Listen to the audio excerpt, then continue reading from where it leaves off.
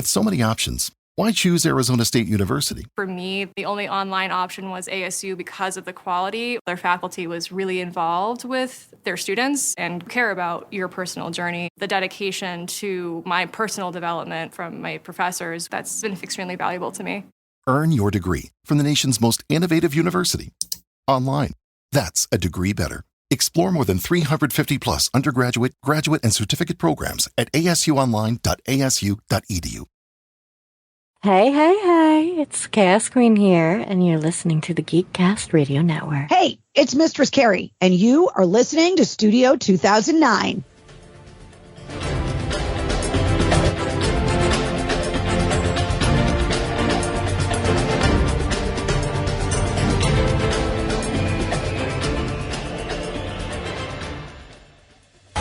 Yeah, well, that figures. Listen, Shigaren, it's bad news. Alright, it's the real deal. You see this guy in control, we're gonna see the whole thing fall apart. I'm talking terrorism, WMDs, nukes. Someone's gotta stop him. Well, that's what we do. We go out to cheap pep and do our thing. Our thing? Yeah. Go out there and kill all the scumbags. There is nothing wrong with your podcast player. Do not attempt to adjust the volume. Hello and welcome back into our studio. You are now inside Studio 2009, only on the Geekcast Radio Network. I'm, of course, Chief Joe and Mike. Joining me once again, as always, is Steve Megatron. Hello, sir. How are you? Yo. Today we are concluding the 5-episode arc here inside Christmas in July, the specialty series covering every Die Hard film from the first one 37 years ago all the way up to Die Hard 5 from 2013. Holy crap, we made it. We did it. We have succeeded. These are, folks, the definitive Studio 2009 discussions on the Die Hard franchise. That's all I'm saying. I'm not saying these are the definitive GCRN ones. I'm just saying these are the definitive versions of these movies that Steve and I have talked about for this specific podcast on our network. Because heaven forbid I say anything else. Today, we are closing out with whether or not it is a good day to Die Hard. First of all, 2013 in film. Holy crap. Because, wow. The only thing I remember from 2013 just offhand is Iron Man 3. Because I really enjoyed Iron Man 3. More so for Brian Tyler's musical score from that film. I liked the film overall, but it was the musical score. Like, I still listen to that score. But yeah, 2013 in film, the top 10. The Hunger Games Catching Fire at number 1. Iron Man 3 at number 2. Frozen at number 3. Despicable Me 2 at number 4. Man of Steel at number 5. Gravity, which I actually had to look at that to remember what that was. That's a Sandra Bullock thing from Warner Brothers. Monsters University. The Hobbit. The Desolation of Smaug. Fast and the Furious 6, which, folks, yes, the Fast and the Furious franchise reviews with my buddy Sean and I are coming up next. After this, they will start in episode 146. So Fast and the Furious 6 came in at number 9, and Oz the Great and Powerful came in at number 10. Now, I'm not going to go through the entirety of the year of 2013, but the coolest thing to me, when I look up list of American films of, and then you put in whatever year it is on Wikipedia, it gives you the top 10 box office, and then it lists you per the month, like January through March, April through whatever, and it lists all of the films that were released. Like, just off the top of my head as I'm scrolling really fast through here. Damn it, I'm scrolling too fast. The Croods, Olympus Has Fallen, Phil Spector, G.I. Joe Retaliation, Star Trek Into Darkness came out in 2013. as Steve inaudibly gasps and shudders in silence. And then gives a audible, disgusted sigh. The what else came out in 2013? I already mentioned Fast and Furious 6. After Earth came out in 2013. Kings of Summer, one of the films that actually is only a trilogy currently right now. One of the ones that I actually really like is Now You See Me. That first film that was pretty good. Yeah, I love that movie. Those are both good. Yeah.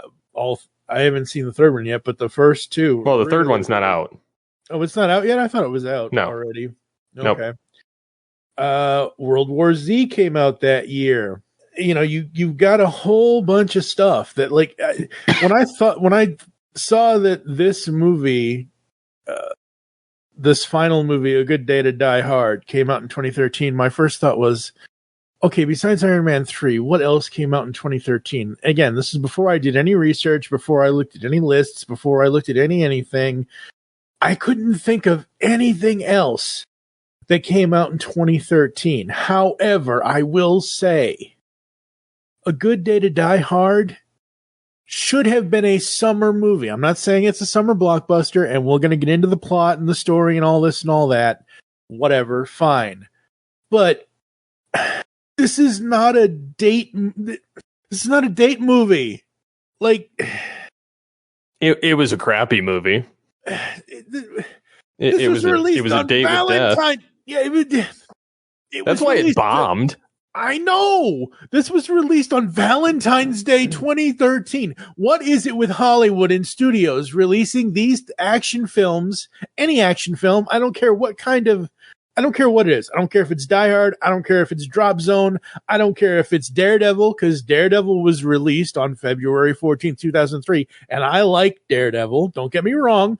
I like Daredevil. But I don't understand why Hollywood has to release these, why they bury these action movies on Valentine's Day. Like, the only thing I can think of is they're trying to kill it. It's the only logical thing for me. In this movie's case, I would understand, yes. But like I don't understand why. Okay, unless it was like a romantic comedy action film. Yeah, like something like the Smith Gerard Butler or Tom Cruise. You know, those ones that they did you know, the action film where they're kind of like the spy or, you know, whatever. Yeah. Well, perfect example is 2005's Mr. and Mrs. I think it's 2005, Mr. and Mrs. Smith with Brangelina. That's a spy sort of action, romantic, whatever, where they're working for opposite ends of the CIA or whatever, or opposite factions of each other, and they don't know, kind of thing. So so that I can see, but like Die Hard on Valentine's Day. I'm dying over here. See, folks, it is a good day to die hard. Well, it's not even like, you know, like, yes, Mr. and Mrs. Smith or Night and Day with Tom Cruise. Yep. That was funny. Yeah, that was funny. Or Date Night with Steve Carell. Yep. That's good. Yeah. Even Adam Sandler's Murder Mystery, which was like a take on Clue on a cruise ship with him and Jennifer Aniston. So, I mean, there's all these different ones, and yet this had nothing to do with it. Yeah, exactly. So, going by our script here, okay, so we know Guys Night, amazing band that came up with the Die Hard song that we've been quoting in the past 4 movies. Did you come up with a fifth verse or no? I did not. Okay, good. I started working on one. I started writing it, and then I was looking for like inspiration from. I even asked AI about it, and it was like even kind of, you know, coming up short, just because. I mean, it came up with something, but it was like almost trying too hard to make it work. And I was like, even AI had a hard time because the movie was that bad. But No, I mean, I tried to write one, and I honestly was looking at it. I was like, I'd much rather put this effort towards like another Pirates of the Caribbean movie. Oh yeah, absolutely. No worries. Because I mean, I never even reviewed the fifth one of that when I did M-Wire. Yeah. Yeah, exactly. And look, so this movie is okay. I'm just going to run down my notes before we even talk about the plot. I'm just going to take you through my notes and what my thought process was as I watched this. As I said, and I think I said this in episode 143, and I think I said it in episode 144. So the With a Vengeance and the Die Hard and Live Free or Die Hard. I have not, other than the two trailers that I had sent you, I think I had never seen this movie. I had no intentions of seeing this movie. For me, Die Hard ends with Live Free or Die Hard. I'd never seen it. It's 2025. It's been 12 years since this movie got released in theaters and released to the whatever. So I literally went in on this cold, other than the two trailers. And the two trailers, by the time we record this and release it, it's like been 3 weeks since I saw those. I intentionally did not look at the Wikipedia article, did not look at the plot, did not look at anything whatsoever before clicking play 3.5 hours ago. Literally, I watched, and that's the way I've been doing these, folks, and that's the way I always do the stuff before I do a Studio 2009 recording. I watch whatever it is the day, as long as it's not like a 26 episode long television show or, heaven forbid, a show that has 85 episodes or something. If it's just a movie or whatever, or a couple of movies, I'll watch it the day of, so that way it's so fresh in my mind. I'm just going to run. I was 40 minutes into this movie, and it's all action with a few bits of dialogue here and there. And then the next line after that was, double-crossing daughter? I didn't even think she was his daughter. Didn't even realize it. Next note, probably like another 30 minutes in all caps. If they fucking have to go to Chernobyl for period, in all caps, MUTHA, you know what that is, motherfucker, in all caps, exclamation point.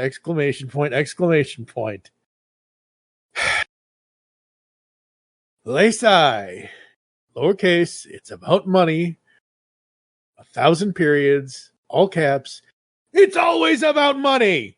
I'm glad other than the fact that, and we're going to talk about this a little bit later, but I'm glad no more Die Hard. I'm glad. Absolutely glad. If they reboot this with new actors and whatever, I'm not showing up. Because they're just going to do the same damn thing. However, this movie wasn't as bad as I thought it was originally going into it. Because it's not, even though it's not something I revisit anytime soon, the best parts about this were the father-son moments between John and Jack. That's the best thing out of this whole movie, is their interactions, whether it's a good interaction or a bad interaction, but like when they first see each other and their camaraderie and their back and forth and this, that, all of that I love. The rest of this movie is just action, explosions, and blah, blah, blah. Yes, your thoughts? Well, I was going to say, this is actually the first original story. Yeah, but for Die Hard, like the rest of them were based off of a book, and then they kind of inserted John McClane and kind of made it work. Yeah, but this had mixed to negative reviews from both fans and critics, while the other films did not. This even had it says, while the action scenes were praised by even the harshest critics, many still were dissatisfied with the story setup. People were complaining about Jai Courtney as Jack, and they didn't really have a chemistry per se. In that Willis was more of a supporting character. He didn't really have a true character like Sam Jackson or Justin Long. It was kind of like yeah. I don't know. This film got a 3 out of 5 rating by some places, and it had a 14% rotten with critics and 48% rotten from audiences, which I don't care about, that. But it was funny because Bruce Willis had signed on to do a 6th Die Hard film, and it was going to be called Die Hardest. Oh no. And this was in 2013. So Right, it was written, script was written at that time. The locations for the story were going to include New York and Tokyo as main settings for that film. So then it went into pre-production in 2024 or 2014, and then in 2015 a prequel sequel titled Die Hard Year 1 was announced, which would show a younger John McClane and Holly in the 1970s, and then also, take place in present day. So, in 2018 the project was retooled under the title, McClane. Yeah. Which would have incorporated elements of the Year 1 project. And then in 2019, the project was taken off Fox's slate because Disney bought them. And so they canceled the 6th Die Hard film and are planning to reboot the series for the streaming on Hulu at that time. And then it said in 2020, Bruce Willis reprised the role of John McClane for a 2-minute short film commercial advertising Die Hard car battery. And then that was it. That was it. But I know the plan was for that 6th film was they were going to have, it was going to be Die Hard Year 1 or McClane, and they were going to have it be the conclusion to the whole series. They were going to totally wrap it, be done, 2 trilogies, boom. McClane, Bruce Willis was going to be in it. And then they were going to have this kind of Japanese plot of sorts where he was a rookie cop in the 70s and he was, trying to solve some attack on himself. He was severely wounded and hospitalized for McClane and in the future or something. And then kind of flashing back, and then they were going to do kind of a run through part of his history and dealing with everything else, and a lot of different ideas were going to be in it. They were talking about bringing back Al Powell and Zeus and his daughter's son Matt Farrell for the current timeline. Cool. Yeah, and then they were going to use archive footage of Simon Gruber and then Holly and yeah. So I would have liked to have seen them tie it up properly at that point, just to see what they did with it, kind of, because that would have been unique. That would have had him, dealing with something that he had happened while he was a rookie cop and dealing with the fallout of it, 30 plus years later. And so in that instance, it would have been interesting. But instead we got I don't really need him going out of the country. His whole shtick is New York or LA. He's grounded in a city. Yeah, absolutely. Absolutely. And the thing is now, if they want to, reboot it with, different actors doing the roles and things like that, whatever, that's fine.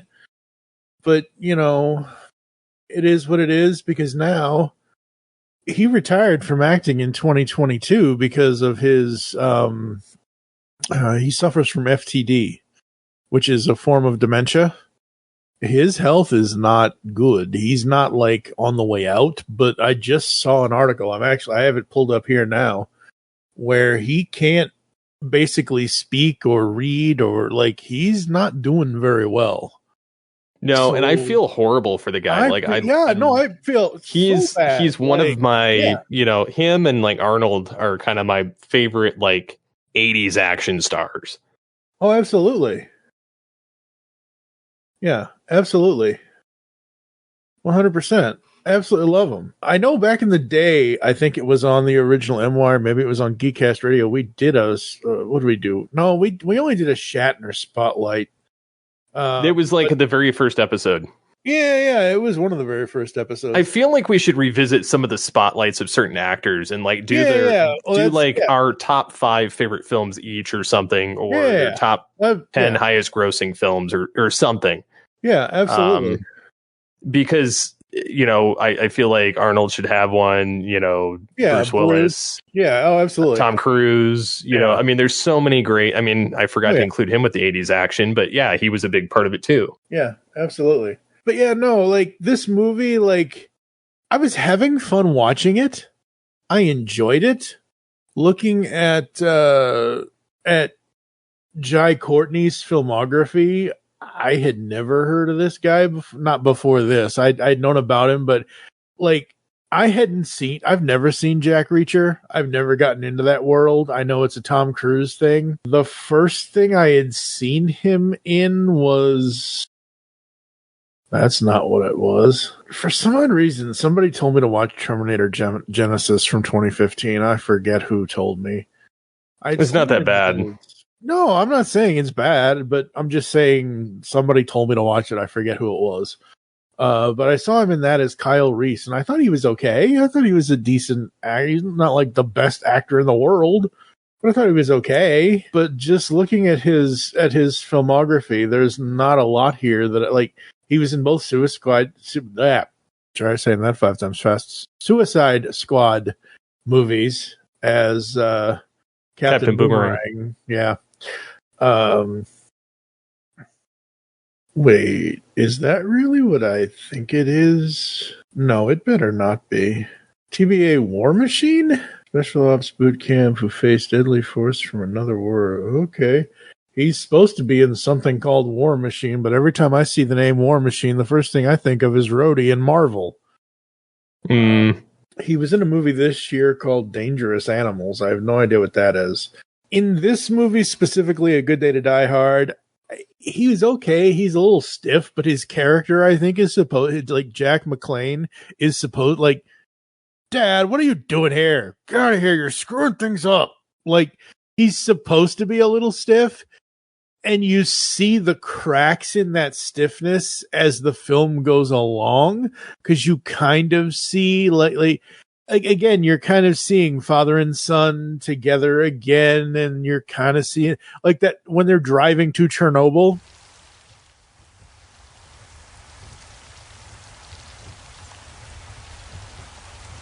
You sleeping? Was. Jet lag.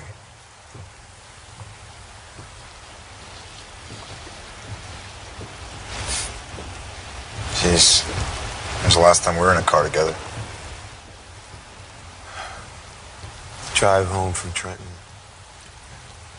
I'd bail you out for that weapons charge. Yeah? No, it was the fire thing, right? When you set South Philly on fire, you mean? You could take out a second mortgage on the house and make him bail. Yeah, I'm sorry about that. It was funny.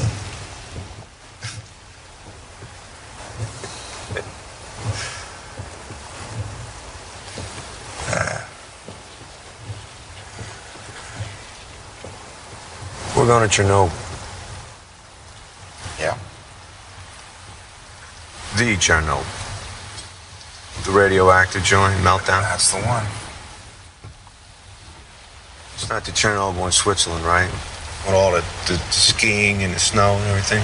You mean Grenoble? No, sorry, we're not going to Grenoble. And they have to talk to each other because they're in the same car. They can't just sit there. Well, they could just sit there, but you have to cover that time. And they talk about the time when this and the time when that and whatever. So I kind of like that, but I like it when they finally get to the point of, hey, I'm okay, fine. Let's team up. Let's this, let's that. And let's do this thing together. Overall, I enjoyed watching the movie. It's just that I wanted more from this movie than just another freaking heist. I know. Oh, I agree with you. I know that's technically what all of the Die Hard movies have been since the first one. I get it, but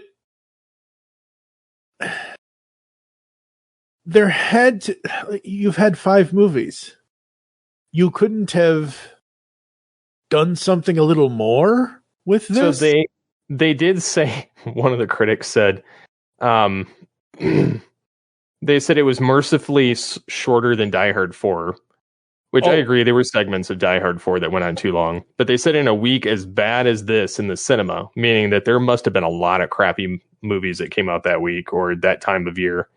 It is the only new movie I would have paid to see, is what one of the reviewers had said. Yeah.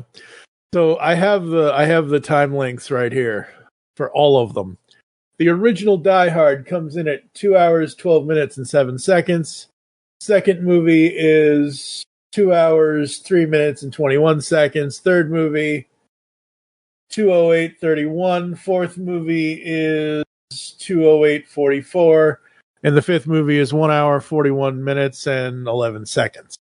So it's basically like 20-something minutes shorter, 24, 25 minutes shorter than the other four movies. And the funny thing is, it doesn't really show that it's, like, to me, I didn't feel like I was here less time.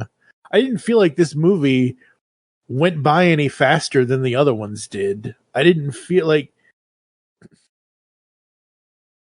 each one of these scenes, as it progressed at a pace that I felt was decent for what the film is. It didn't feel like there were scenes that could have been, like, maybe that's what it was. Maybe they looked at the script, and maybe one of the original scripts had more scenes that they actually cut beforehand, and they probably said, oh, well, this is going to make the movie too long, or this doesn't make sense, or I don't know what they did in the behind the scenes, but this feels like a really tight, minute by minute by minute, go, action. Here's a couple of emotional moments with father and son.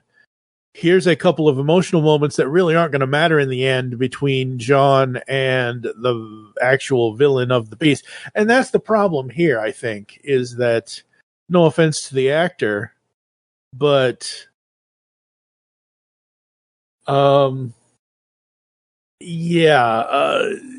ain't no you ain't no Jeremy Irons, Victor. You ain't no Alan Rickman.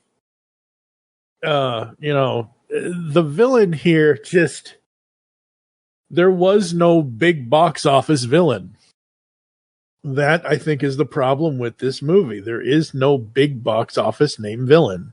That's the problem here. You could still have the same plot. You absolutely could. Just put what's his name? Put Red Guardian in here as the villain. Jesus, something. What I need to bring up now, because I completely missed this, I almost went back and rewatched the film before you jumped on the call for the podcast recording. Something I completely missed in the other two recordings for With a Vengeance and Die Hard 4. Mary Elizabeth Winstead as the grown-up Lucy McClane. I didn't see Lucy at the end of this movie. I don't know where the hell she was when they went back. It's when they got off the airplane, she hugged him. Oh, okay. She was at the very beginning, too. Was she at the very beginning? Okay. Yes, she was. Yeah, that's right. Because she dropped him off at the airport. Right?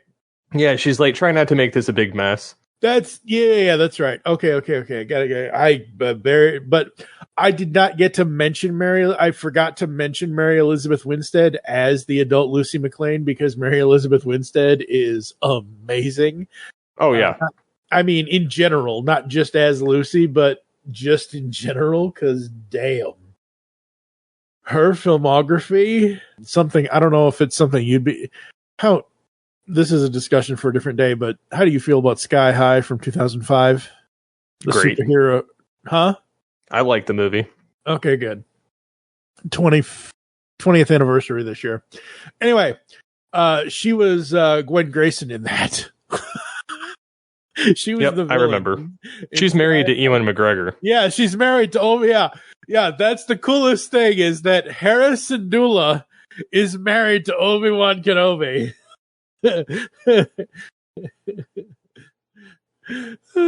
Which makes his, and I know we're not talking about Ewan, but which is so funny because it makes his story that he always tells about the Doors, and about driving his daughters to school.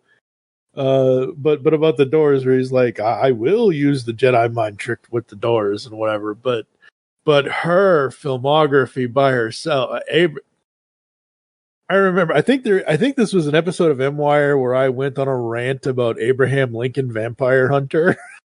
It's possible. I think there's an episode that I don't even think I ever saw it, but I think I went on it. But anyway, so yeah, like I mentioned, Live Free, Die Hard, Kill the Messenger, the Birds of Prey from 2020. This shocked me when I can't believe they're in the processes of doing this. I guess I can, but I can't because it's so one shot. It's, you know how I always talk about how, I mean, I mainly say this, but I know we've talked about this before, how everything nowadays is franchise, franchise, franchise. And there's no single thing anymore. There's no single film. There's no single this, single that. Apparently, she is going to be the character role of Claire Bartel in a new version of 1992's The Hand That Rocks the Cradle. This is one of the only horror movies that I actively enjoy and have watched before. The original version from 1992 starred Rebecca De Mornay, Annabella Scara, and Ernie Hudson's in it as the kind of, I'll say disabled instead of using retarded, I'll say disabled kind of gardener guy. And I can't believe they're doing a remake of that. For television, Mary Elizabeth Winstead debuted in 1997 as Christy on Touched by an Angel. She was on Promised Land, Passions. Let's see. I need to get that DVD. She was in an episode of one of my favorite shows starring Eliza Dushku called True Calling in 2004. She was on Comedy Bang Bang. She was on Mercy Street. She was on Fargo. And then in 2023, she made her debut main role as the live-action version of Hera Syndulla on Ahsoka. And you guys can listen to, I think it's multiple episodes of my buddy Dave Draper and I discussing Ahsoka Season 1 and Season 2. I don't think we ever did Season 3. I forget. 12 months of Star Wars here inside Studio 2009 kind of all runs together for me sometimes. But yeah, no, I love Mary Elizabeth Winstead. And I love she's great. I love her as the adult Lucy McClane. That just really works for me. So cool. But overall, like I said, at the end of the day, I enjoyed watching this movie. I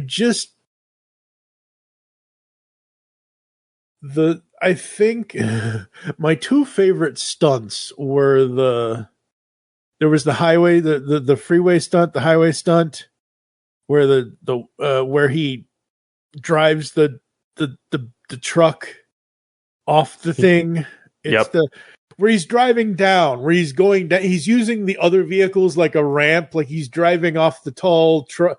It's like one of those the car carrier trucks, and he's driving down. I like that one. And then the end with the helicopter. Oh my God, that helicopter stunt was awesome. I love that stunt. That was so good. What are some of your favorite moments? I mean, how he showed up was pretty funny on its own. He's like, Dad? He's like, Jack! What are you doing? Yeah. He's like, what are you doing? Yeah. Pull over. And he's like, oh, why is he here? Yeah. Yeah, I don't know. There were a lot of interesting moments, but I felt like this was not a Die Hard film. Yeah, it was more of just a straight action film.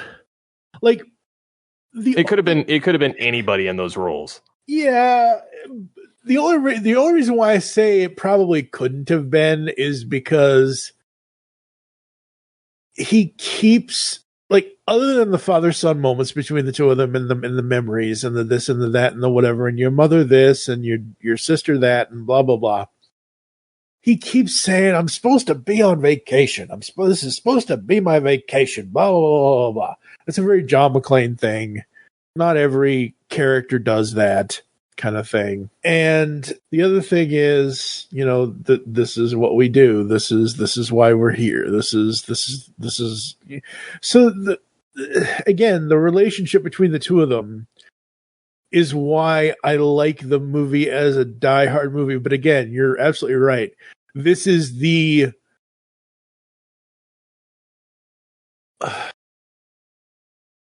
out of all 5 Die Hard movies, this is the less Die Hardest of the like, if that makes any sense. Like, you have Die Hard, and that one is, obviously the cream of the crop for everybody. You got the second one, that one's okay. You got the third one, that one's kind of like also at the very tip top. You got the fourth. If I was to sit here and rank them, and we can both do this, I would probably put, and this is just me personally, I would probably put it at, let's see here, where would I put these things? Yeah, that's my favorite. Yeah. So we're not gonna grow any third arms or anything, are we? You might lose your hair. Laugh it up, kid. This is you 5 years from now. All right, so going down number 5 to number 1. Good Day to Die Hard is in last place because it has Die Hard moments, but I think they focused more on, hey, let's have a movie with all the explosions and all the car crashes and all of this. And don't get me wrong, I like explosions, I like car crashes, I like plane crashes, I like when helicopters go exploding into buildings and all that, and whatever else, but it's the least Die Hardiest of all the Die Hards. I will put Live Free at number 4. I will put the second movie at number 3. Me personally, because I don't watch it as much. I would not watch it as much as I would watch the other one. The original Die Hard for me personally goes at number 2, and then Vengeance goes at number 1. That's how I would rank all 5 for me personally. And I know you'd probably switch 1 and 2. Yeah, I'd probably have the original one as number. Yeah, I'd have 1 as number 1, and then I'd have probably 3, 4, 2, and 5. I only put 2 towards the end, not because I dislike it, but because I like the other 2 more. So you'd have 2 at number 4. And it's not a reflection of the film being bad. It's just I prefer 1, 3, and 4 more. Yeah. And I saw 4 before I saw 2, so it holds a different place. Yeah, but if they do reboot, for me, it all comes down to whatever trailer anyone puts out. Once I see a trailer, that's how I make my first decision on whether I want to see something or not. Well, it's like, do they go for it and try and redo it? I mean, we got Death Wish rebooted without Charles Bronson, and it was totally different. I didn't even know that they did that. Well, Bruce Willis was in it. I didn't even know. I knew. I didn't watch it, but I knew. Clue. It wasn't very good. I'll just leave it at that. It was like the tail end, like, because he's been on the decline of crappy movies in the last 15 years. And again, all of these franchise things, all of these 80s and 90s things, Die Hard, Lethal Weapon, Death Wish, what else? Terminator, Lethal Weapon, what else? Come on. What other action franchises we got? All of them. All of these stars that debuted and did all these things, all of them are getting older. All of them are either retired or retiring or whatever. This is why, head against my desk here. This is why we need new things. You can still have like you just said earlier, this movie doesn't feel like a Die Hard movie. This movie feels like a blank slate action movie. Mm-hmm. You can take this plot, take the Die Hardness out of it, take McClane's out of it, put any other character, rename the roles, and make it a new action movie franchise. You can still use this plot. The plot isn't the problem. It's the fact. No, the plot is the plot. Like it's going to be the same no matter. Yeah, the plot. Yeah, exactly. Like, we've had the same plots for 1,000 fucking years of Hollywood or whatever the hell. Like, that's fine. Don't plug Die Hard characters into this. Create new characters. Make new. Eventually, at some point, I don't know if it's going to be probably you and somebody else. I don't know how many other people want to. Maybe it'll be DJ. I don't know. The Expendables. How do you feel about the Expendables? I've never actually watched it, but I know it's a lot of 80s action. It's a lot of the 80s action stars, but they're in unique roles to them because they're new they're not their established characters. Like Sly plays a character named Barney, and they're all military type guys and things like that. And they go on these missions, and it's 3 different missions. In each film, they add something new each time, or they add a new 80s character each time kind of thing. And there are only 3 of them. And I loved them. I thought they were great for the time that they were in. I thought it was one of those things where it was a final last stand for the 80s action stars. And it was so cool. Because it was a way to get all of these guys back together in one franchise to see them all one last time before, heaven forbid, anything happened. So yeah, I almost said live free or die hard. A good day to die hard. 0 to 5 on the Geek Meter for GCRN rating scale. I gotta give it a 3 out of 5. 3 out of 5 on our scale is like middle ground, I think, if I remember correctly. Let me go over here to the Geek Meter and check it out. You too can go to the Geek Meter on geekcastradio.com, and you can see all of our rankings and ratings and to see how exactly we break everything down. Yeah. So 3.0 is average. Meh, it's not bad, but it's not amazing either. Nothing really stands out, and it's forgettable. I wouldn't say this is technically forgettable, because like I said, I like the stuff with John and Jack as the Die Hard characters, and I like the action, but I like them separately away from each other, if that makes any sense. Yeah. What are you going to give this one? I'll give it a 2.5 because it's not my favorite at all. I could totally leave it and be fine. Yep. And for those curious, again, go over to geekcastradio.com/geekmeter. 2.5, below average. Bummer. The negatives outweigh the positives. Not awful, but there's just too much meh to recommend. Maybe a redeeming quality or 2, but overall it leaves you wanting more. Absolutely it does. It leaves, like, the fact that I completely missed the fact that Lucy was at the end of the movie and I thought I had to go back and I didn't go back and rewatch it like I said, but like, yeah, like definitely leaves you wanting more. Hell, I might change my rating to 2.5, honestly. But yeah, no. So, yeah, that's Christmas in July, folks. All 5 Die Hard movies here inside Studio 2009. I think we're going to take a quick break. You're going to hear some podcast ads and some other stuff, and we'll come back to close the show right after this. Besides, it's hard to kill McClane. Now you're a McClane? Yeah, I'm a McClane. John McClane. John McClane Jr. Well, that makes you a senior. That's right. Try not to forget it. Hello, geeks and geekettes! Looking for a podcast that covers a vast array of topics? Then check out Altered Geek Unleashed, where we discuss our thoughts on this week's geeky news, tech, gaming, television shows, movies, cartoons, comics, and more. So, get altered, get geeky with the Altered Geeks. Every Friday on the Geekcast Radio Network.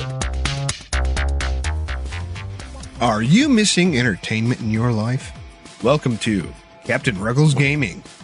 Whether it's guides, roleplay content, or our shenanigans with our collaborations with the 20 years standing strong Fart Clan, also known as Fast Action Response Team, or the Wrecking Crew, we have something for everyone. So join us when we traverse the cosmos of space games, survive the undead in zombie games, or just having fun in first-person shooters or random indie games. Visit us now at geekcastradio.com and youtube.com/@Captain Ruggles, or Google search Captain Ruggles Gaming.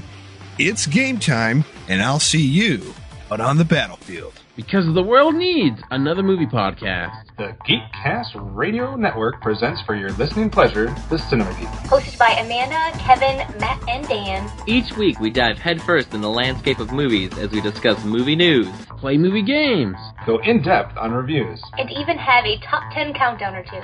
Also, don't miss our director retrospective series, where we review noted directors' movies film by film. Bottom line is, if you love movies and love podcasts, you need to experience the Cinema Geeks. You can find us on iTunes, Blog Talk Radio, or geekcastradio.com. For the best in science fiction, join Mark Baumgarten, Vicky Jakubowski, Zion Kiros, and Juan San Miguel on the award-winning podcast Marku 42's Universe. Doctor Who, the Marvel Cinematic Universe, Star Trek, and more are all fair game with Marku 42, which has been around since 2012 in one form or another.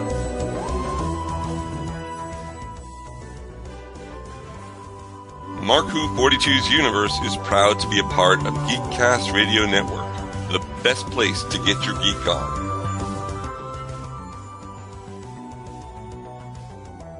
Listen to us bi-weekly or weekly if we have a topic relevant for you, our listeners. Marku 42 on Geekcast Radio Network, a match made in a galaxy near you.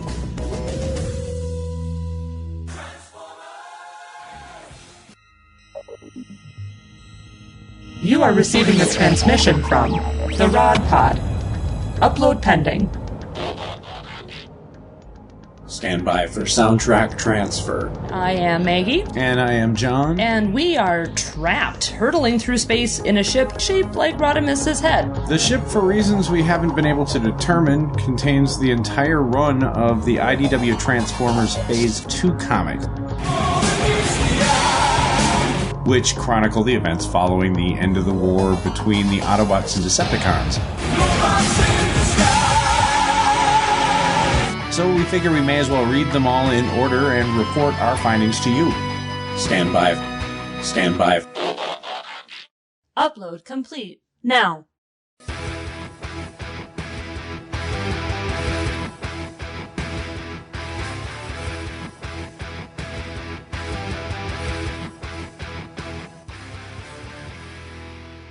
The Rod Pod. Look for us at marriedwcomics.libsyn.com, at iTunes, at Stitcher, or wherever good podcasts can be found. So, till all are one. Till all are one.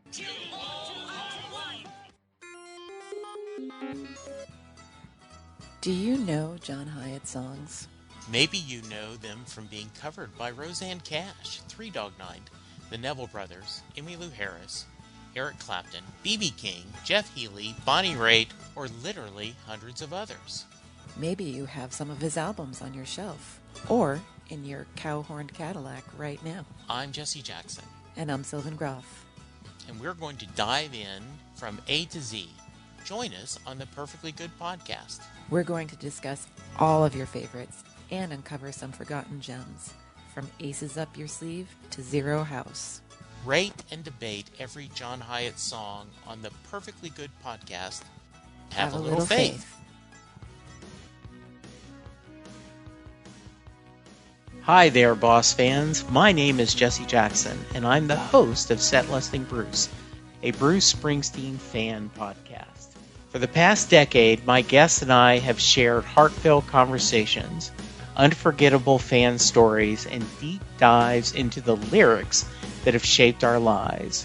From the passionate debates over sways and waves, deciding on if Mary gets in the car or not, to deep dives from greetings to letter to you. We've covered it all because Springsteen isn't just music. He is a great companion on this part of the ride. So grab your suitcase and your ticket, put on your favorite Springsteen t-shirt, and join me for our 10th anniversary year. Set Listing Bruce, 10 years strong and still making our way to the land of hope and dreams.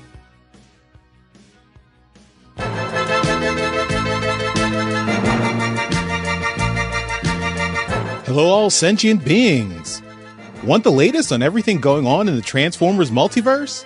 Check out the Transmissions Podcast Network. We've got weekly podcasts covering everything from Alpha Trion to Omega Supreme, from old school G1 all the way up to Cyberverse and beyond. And you don't want to miss Empire of Rust, the world's first and only Transformers live play role-playing game podcast. If you love Transformers, there's something for everyone at transmissionspodcast.com.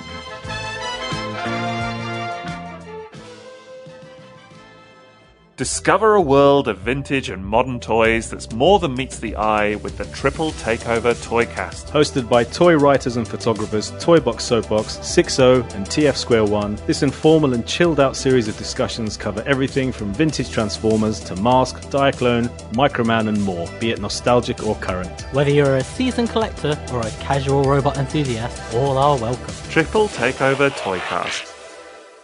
On the Simplistic Reviews podcast, we talk movies. We talk TV. We talk... Hello, Julie, what the heck are you doing? Trying to make our spots sound more exciting by adding explosions. Yeah, I'm pretty sure you could have got the point across with sound effects, not the real thing. Download the show on iTunes or at simplisticreviews.blogspot.com. I'm sure your insurance company will cover that. No, they won't. No, they probably won't. Have some respect for your father. Let me ask you something. You go looking for trouble, or does it always just seem to find you? You know, after all these years, I still ask myself the same question. All right, folks, we are back here inside Studio 2009, episode 145. Holy crap, 145 episodes of this podcast. Dude, it's been... Damn. We started this in June of 2020. It's been 5 years, and we're at 145 episodes. We are 55 episodes away from 200. And in episode 200, it's going to be the Dark Knight trilogy. So there's a teaser for you folks. But, yes, in this episode, close out Christmas in July for Die Hard, we do have, unfortunately, some very sad news. Hulk Hogan has passed away. Man. Sadly. Yeah, I was like, wait, what? So here's something that I didn't think was going to be, like, I didn't think I was going to talk about this. I saw him when I was 6 years old. I was just at a wrestling match with my dad. I don't even know how close or how far away we were. It was May 3rd, 1986 at the Providence Civic Center in Providence, Rhode Island. At the time, I've mentioned this before, so this isn't revealing anything too personal or anything else, because y'all know me. I don't care. Whatever. My parents divorced when I was 2 in 1982, so my dad at the time was living in Providence, Rhode Island. I saw him and the late great Junkyard Dog, another wrestler who had passed away years and years ago now. They teamed up and faced off against Terry and Dory Funk. I was at that match with my dad. I saw Hulk Hogan and Junkyard Dog in the same match. Like it was just like I don't even I just remember being there. I remember kind of seeing them. That's all I remember about it. I don't remember who did what to who. I don't remember. I'm obviously sure he said, "Hey, Hulkamaniacs, let's Hulk out," and what, I'm sure he did all of his stuff. But yeah, no. As of this recording, I'm gonna get this episode out as fast as I can, folks. But as of this recording, unfortunately, Hulk Hogan has passed away, and it really, really sucks. It's like the end of 2020 or the middle of 2025 is just like, we're going to take this person, we're going to take this person, we're going to take this person. And I'm like, really? Seriously? Like, yikes. Just yikes. He died of cardiac arrest. Oh, damn. But he was at his home in Clearwater, Florida. Died July 24th, 2005. Wow, 2025, Mike. Come on, get it right. He was 71 years old. Emergency personnel responded to the scene, and he was transported from the residence by ambulance. But yeah, no. I just remember watching him all the time on TV and stuff. I would always root for him. I loved watching him versus Andre the Giant. It was always so fun. I think the most fun I had watching Hulk Hogan was in the wrestling stuff was him versus Roddy Piper. Those matches were always so fun. And the best movie, even though it's a cheesy as hell movie, and I might have to throw it into the schedule, was, I believe it's 1991, Suburban Commando. Oh my God. That movie's fun. That movie is so fun and so crazy and so silly, and it shouldn't work, but it is so fun. So, yeah. Rest in peace, Hulk. Rest in peace. Oh man! All right, altered audio. What's this thing called? Altered audio. Something about demystifying the moronic things about podcasting that giant media wants to have you believe. So it's my new podcasting book coming out August 8th on pretty much everywhere. It's going to be on Amazon. It's going to be on BarnesandNoble.com. It's going to be hopefully in stores and libraries and everything else. But yeah, it's going to be all over the place. Very cool. Very cool. Absolutely awesome. Cannot wait. It's going to be so cool, folks. Go get it. August 8th, 2025. The year is 2025. So that's what's going on there. And as always, folks, thank you for joining us here inside Studio 2009. You can leave feedback for the show in all kinds of several ways, like visiting the website, commenting on this episode. You can buy our merch, shop.geekcastradio.com. We got t-shirts up to 4XL and mugs and mouse pads and all kinds of other stuff. I don't know what else we got, whatever. But we got a bunch of stuff, so go get the merch if you like GCRN stuff. We got all kinds of stuff over there. You can send any email to feedback@geekcastradio.com. You can catch us on all the podcasting clients you choose to use. We are on Twitter at GeekCastRadio, at It's Studio 2009 for the show. I am at TFG and Mike. What is your Twitter? At SCP21. Awesome. Become a fan on Facebook. Go to facebook.com/Geekcast Radio Network. You can also check out Studio 2009 podcast over there as well. Next time, my buddy Sean will be joining me. He will be returning. We already recorded this stuff, folks, because originally I was going to have this as episode 141. So this has already been recorded. We are starting the Fast Saga. So we are going through all 11 films. Originally, it was supposed to be 11 episodes straight in a row, but between my medical issues and health and everything else, it's kind of been flim-flammed, moved around. But we are starting with The Fast and the Furious from 2001. going back and watching that movie, man, just brought 2001 right back into my brain. And I'm like, oh my God, what a year 2001 was. So cool. For now, I am TFG and Mike with Steve Megatron. You'll hear us back in the studio soon. Yippee-ki-yay, Mr. Falcon. Yippee-ki-yay, motherfucker.